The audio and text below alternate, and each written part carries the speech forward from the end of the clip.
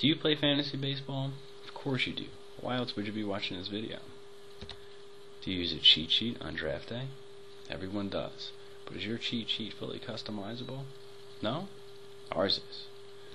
Does your league draft with a standard draft or an auction draft style? Doesn't matter. Our tool handles both draft types. Actually, you can use this same tool for all of your drafts, whether you're in 1 league or 15 leagues. Having trouble finding auction values to use during your fantasy baseball draft? Look no further. We provide 2 types of auction values. A starting auction value, which is the value of each player at the start of the draft before any picks are made, based on your customized league settings. And a current auction value, which is the value of each player that is updated throughout the draft. Meaning, as picks are made and dollars are spent, the current value is updated accordingly. If owners are overpaying for players, the current value will go down as there is less money to be spent on the remaining players. However, if owners are getting players cheaper than the start value, then the current value will go up as there is more money than expected to be spent. Do you have trouble tracking auction values during the draft? So did we, but our fantasy draft tool tracks each player's value, total spent so far, total remaining, and our signature 1 player max value. Imagine this. You're down to 8 roster spots, $35 left to spend, and there's a $1 minimum for every player in your roster.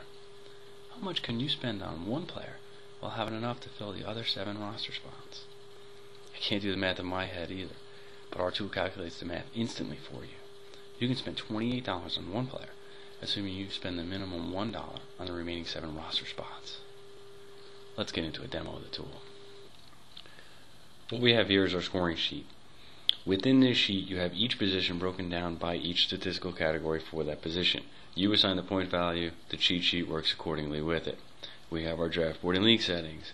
You get to pick from how many teams, to how many roster spots, your minimum auction price, your salary cap option, whether it's the same for all teams, or whether it's individual for each team. If it's the same, you can pick the total team salary cap. Your draft type obviously handles both standard drafts as well as auction drafts. So when you have auction drafts, you need to pick the amount of players per position that's going to be drafted. You can change your team names here. Once you're set with all your league settings, you simply click on this Recalculate Projections and Build Draft Board button. What it's going to do is go sheet by sheet, updating our projections based on your scoring system and ranking them based on fantasy points. Once it's done, it's going to say, congratulations, your fantasy baseball draft tool has been built successfully. Let's go take a look at first baseman. So as I said, everything is ranked based on fantasy points using your scoring system and our projections. Anything in yellow can't be touched. Rank, the starting auction value as well as current auction value, which we talked about earlier, the player name and the team. You can change any of the projections. Let's take, for instance, Ryan Howard. Right now he's got 761 fantasy points based on your scoring system. Let's say instead of the 48 home runs we think he's going to have, you think he's going to have an awesome year and get 60 home runs. That changed his fantasy points to 809 fantasy points. Clearly out of order. Simply click on this Recalculate Rankings. Now Ryan Howard's number 2 instead of number 3, ranked properly based on fantasy points. Each cheat sheet works the same way. And then we also have an overall cheat sheet.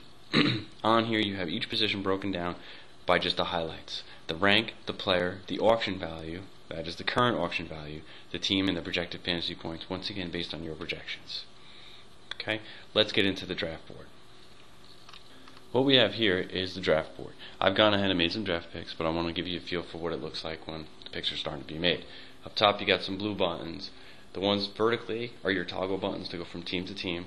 Notice as I click on the team, the blue button becomes red, easy on the eyes to know who's up on the draft picks. I'll get into these two in a few moments. Let's take a look at the dogs, for instance. You have in here a positional drop down that you can pick from. And then what position you pick from is going to dynamically populate this drop down box based on your cheat sheet, our projections, and your rankings together. So you can pick one from the drop down this way, or you can simply use our autocomplete feature and just start typing the name in. Let's say Derek Jeter's going to get picked for $20. J, there he is. He was the top J. And then $20. Now let's go take a look at the shortstop tab real quick. Now Jeter was picked. His name is crossed off, highlighted in red. The current auction value is not the current auction value anymore. It's really the value that he was drafted for. So you can see that we paid $20 for him. His start value was 18. We kind of overpaid, but that's okay. This start value is 29, and he paid 29, right on target. But 16 and 22 for Stephen Drew is a little too high. Gives you a nice little look and feel of, okay, players are going too high, players are not going too high. Also notice that with the draft picks that have been made in the shortstop, or just in general, people are overspending. And when they're overspending, there's less money out there, which means you can get other players at a decreased price. For instance, Hanley Ramirez, we started an auction price at $36. But as the picks have been made and people are overspending, you can probably get him for $33. Really going to help you out later on in the draft. Okay, let's go take a look at the draft board now. If I want to look at each team's players, I can click on every team's button. Not very efficient process.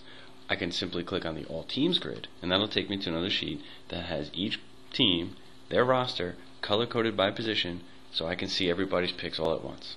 Very easy on the eyes, very efficient way to draft. We also have a summary. I'm going to click on this summary, and what this is going to give me is in the middle here I have each team, and as you notice as I click these buttons, the rosters over here are going to change with the corresponding rosters. Now look at it this way across the board. So if I look at the Dogs, their one player max is $79, their total spent is $104, total left is $96. I also have a positional count. So this will tell me how many of each position they've drafted so far. Really going to help you out later on in the draft. Also, as you're looking at this screen, you can say, well, who's left? I have a player pool in here. So each tab represents your cheat sheets and who's been picked and who's not. The ones that have been picked are gone. The guys that are still available are there for you. Okay, let's exit out of the draft board. I highly recommend that everybody goes out to FantasyDraftTools.com and downloads the fully functional sample file. The only difference between the sample file and the file you purchase is the rosters are outdated. Remember, it's an Excel file. You can do with this file like you can any other Excel file. Save it, reuse it, save it, reuse it. So you can use it for one draft, 20 drafts. Try that with a $30 sticker board.